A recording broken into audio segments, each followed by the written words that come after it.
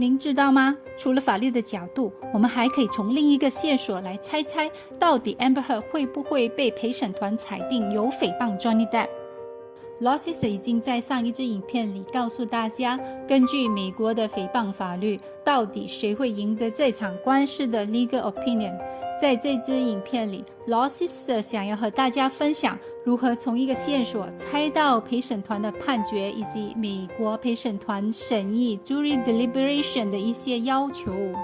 Johnny Depp 和 Amber Heard 的诽谤诉讼闹得沸沸扬扬，现在审判正在进行中，差不多每天都成为头条新闻。然而，经过数周的审讯，双方都互相指控对方家暴后，主审法官提醒陪审团，案件的审讯将在5月27日结案陈词后结束，陪审团的商议 jury deliberation 将在5月27日结案陈词结束后立即开始。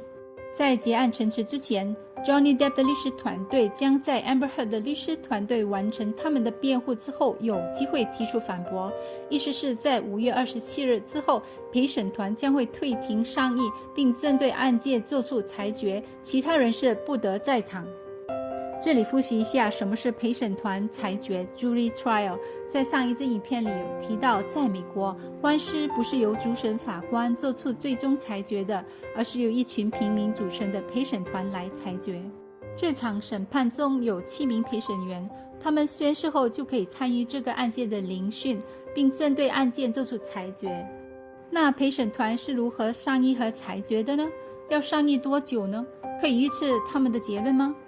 由于陪审员并非法律专才，所以主审法官会针对法律论点向陪审团做出清晰的指引。每位陪审员都有责任确保司法公正，这不单是陪审员对被告人应负上的责任，也是对国家社会应负上的责任。在审讯时，主审法官会决定陪审团可聆听什么证供。然而，当陪审团在5月27日退庭商议时，则由陪审团自行决定给予有关证供多少比重。他们会根据在庭上听取的证供，而不是互联网的反应，来对案件的事实做出裁决。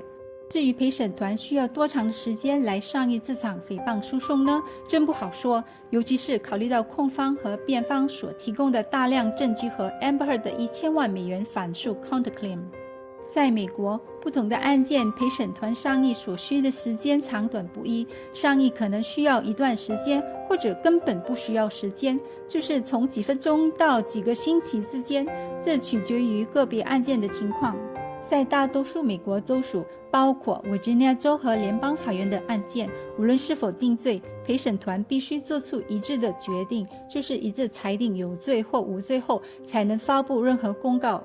在这个 Johnny Depp 控告 Amber Heard 的诽谤案件里，参与商议的所有陪审团的成员必须一致裁定 Amber Heard 有罪或无罪，否则他们将需要继续商议，直到做出一致裁定为止。因此，陪审团的商议并没有设定时间的限制。一旦陪审团收到法官关于法律的书面指示后，决定权就在陪审团手上。但是，有机会发生一种大家不想看到的情况，就是当陪审团没能达成一致的决定，并且陪审团认为不可能做出一致的决定时，他们会宣布自己为悬空陪审团 hung jury， 法庭将会宣布审判无效 mistrial， 并且必须由原告 Johnny Depp 自行决定是否要召集新的一组陪审团来重新进行审判。这里值得一提的是，由于这是一起民事案件，所以没有人将会面临刑事指控或入狱。所以在 YouTube 看到有人说 Amber Heard 或 Johnny Depp 会被判入狱的说法， Lawsis 觉得很好笑。因为陪审团退庭商议时，其他人是不得在场，所以陪审团的商议是一个秘密进行的过程，直到他们达成一致的决定。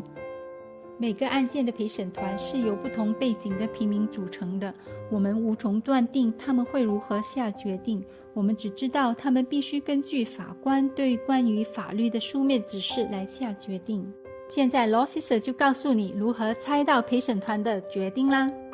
虽然没有一个确切的方法可以知道陪审团会得出什么结论，我们可以根据商议所花费的时间来预测陪审团到底会得出什么结论。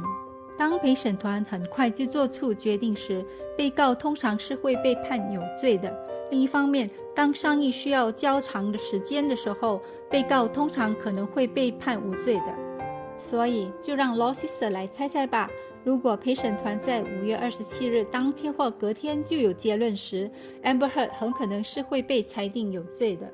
另一方面，如果陪审团需要越长时间的话， Amber Heard 会被裁定有罪的可能性就越低。好啦，今天这支影片就到此为止，谢谢大家的观看，我是 Law Sister， 我们下一支影片见，拜拜。